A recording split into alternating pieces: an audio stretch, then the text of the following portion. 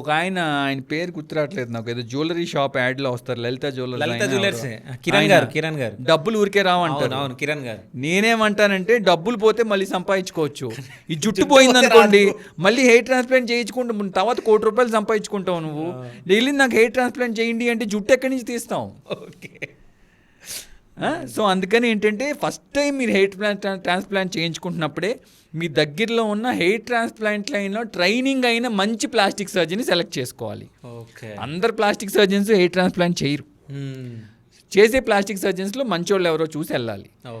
మన అసలు లెక్క ప్రకారం హెయిర్ ట్రాన్స్ప్లాంట్ ఎవరు చేయాలి?